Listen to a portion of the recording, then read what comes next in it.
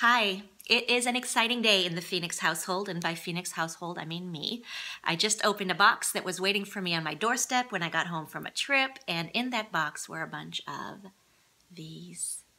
This is the official version of my book, The Space Between Words, which is coming out on September 5th, and I can't tell you how in love I am with this cover. I don't know if you can tell, but the paper is really matte and textured, and then those letters are embossed and glossy, and the contrast of those textures is just gorgeous. So the book comes out in just a few days, and I thought that maybe if you have the time, I would give you a brief little bonus look into the making of the book, because to me, the making of the book was actually as magical and exciting as I hope the contents of the book will be to readers. Let me take you back about a year and a half, a year ago January, when I signed my contract with Thomas Nelson for my last book, Of Stillness and Storm. And in the contract, there was this little line that said, we're signing a contract for this book and for book number 2. And the understanding was that I would write another book for them by September of that same year. So this was January to September. And I've got to tell you, I have never written under the gun before or on contract before.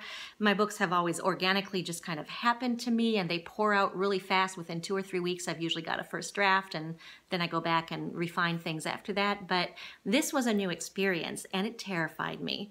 So January passes, February passes, March passes, and still nothing. No inkling of place or character or storyline, nothing. And then between ministry trips, I had about 10 days to hole up in my aunt's apartment near Paris, all alone for 10 days, in the town where I actually grew up. And I thought, well, this will be, I'll have pastries for inspiration, and I'll have a familiar place for inspiration. Maybe this is where something will come to me.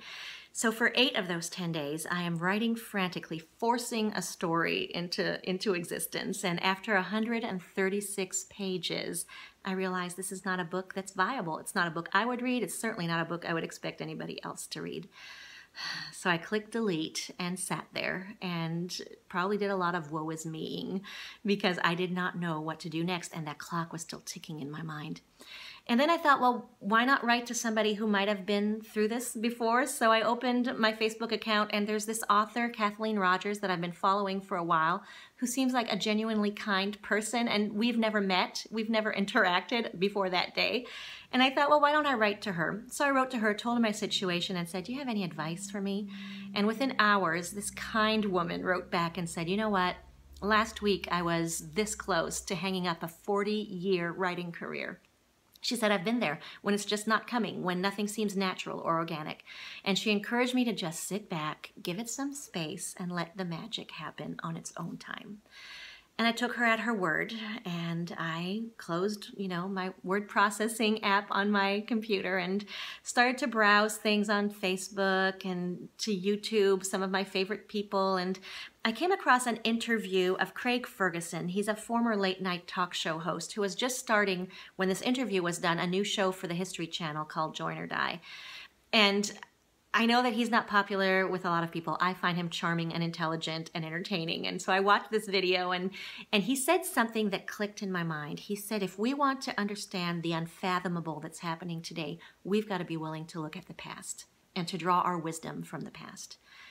And I thought, oh, well, this is an interesting premise, isn't it? And so here I am sitting in Paris, or just north of Paris, right after the horrific terrorist attacks happened.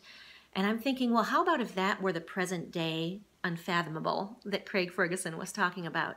And what is it in the past that we could look to find some meaning or certainty out of this uncertainty that is enveloping the globe today? And because I grew up in missionary circles in France, I was somewhat aware of the Huguenot history of France, the Protestants who were decimated, massacred by several different kings and their legions. And they stood up to the forces that were, in many cases, torturing their families in front of them, torturing them, trying to get them to recant their faith. And they didn't.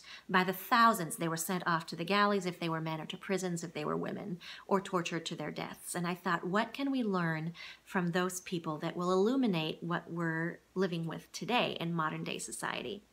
So I left France 2 days later with already, I had Jessica in my mind, the main character of her book. I had her best friend Patrick in my mind, who was studying in France at the time of the terrorist attacks, and she was there to visit him, and she ended up being a part of what happened in that concert hall. And I already had them going south to southern France after the attacks to try and get themselves together again, to try and make sense of life again. But that was all I had. So I landed in England to visit my friend Renee, and she got excited about these little pieces of connective tissue that I had. And she said, well, let's Google, what if what happened in France, or those people who suffered in France, what if they made their way to England? And what if your story was kind of a road trip that took you to England and just uncovered English Protestant history?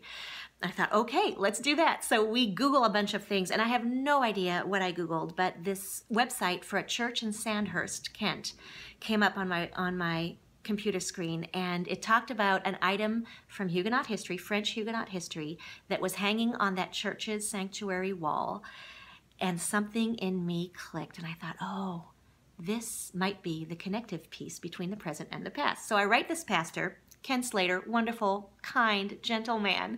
And I say, well, how about 2 American women descending on your church to look at this piece of history that you have hanging on your wall? And he said, oh, don't bother yourselves driving 4 hours here. I'll just send you what I have. And I went, oh, no. My mom's coming to England, and we have this little trip planned, and I would love for us to come through and with my own eyes to see this thing on your wall.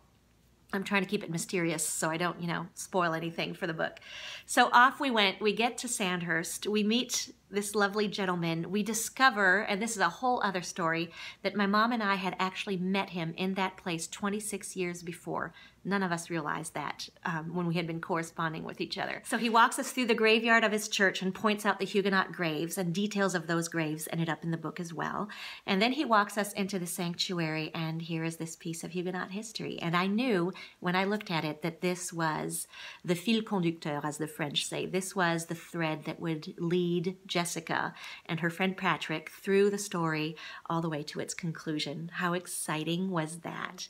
We left there, and I had all these ideas kind of appearing, fleshing themselves out in my mind. And our next stop was to stay with some friends, Alan and Sue. And Alan is a member of the clergy in England, and he heard about my inspiration to look into Huguenot things. And he said, well, I've got to take you to Canterbury tomorrow. And he did, and we got to this beautiful, breathtaking cathedral, and because he had his clerical collar on, he got us into what is called the Black Prince Chantry, which is a tiny little chapel where the Huguenots who had fled France many years ago had gathered weekly for their services in their own language, led by their own pastors, who were also refugees from France. And we stood in this room, this very small arched room that was just saturated in history. And I thought, oh yeah, this probably needs to be in the book too. And it is. It's because of that visit to that chantry that 2 main characters in the book exist. So we continued our trip from there, the itinerary we had originally planned on, but this place that I had found when I had been Googling with my friend Renee a few days before kept coming back to my mind, Holford in Somerset, this tiny little village in which there was supposedly the remains of an old silk mill, and that was the industry that the Huguenots had brought with them to England. That was their trade, was silk throwing and fabric making. And I thought, well, wouldn't it be interesting to see what remains of this place where the Huguenots had lived? So on our last day, off we go to Holford, Somerset. And it is this enchanting, beautiful, tiny village, just one small street with thatched roof cottages on each side, and on the outskirts of this village is a glen, and in that glen is the silk mill, and you can't see it from the road, and there are barriers preventing you from going in with no trespassing signs on them. And my mom, the 77-year-old former missionary, took one look at those signs and said, well, let's go. And next thing I knew, she was climbing over these rain-slicked barriers into Holford's Glen. And I followed her, and we walked down this overgrown path and came into this clearing, and here were the remnants of a place where French Huguenots had settled after they had fled the massacre in France. And there was the remains of a house over here and some structures by the creek which might have been used to power their silk throwing machines. That's part of the technology that they used back in those days. And I sat in that glen, and the story just coalesced out of that moment. I had written a little bit in my mind and a little bit on paper, and then this glen is what kind of brought it all together, and it plays a huge role in the book as well. And the story that emerged from that is this. And I can't wait for people like you to read this book. I hope you will love it as much as I do. These characters are so real in my mind that I feel like I should be able to tell them, hey, your story is out. But they aren't. But I hope they feel like that to you when you read this book. And again, it's out on September 5th. So if you would like to mark that date or even pre-order now on Amazon, it's out there for pre-ordering. I would love for you to do so.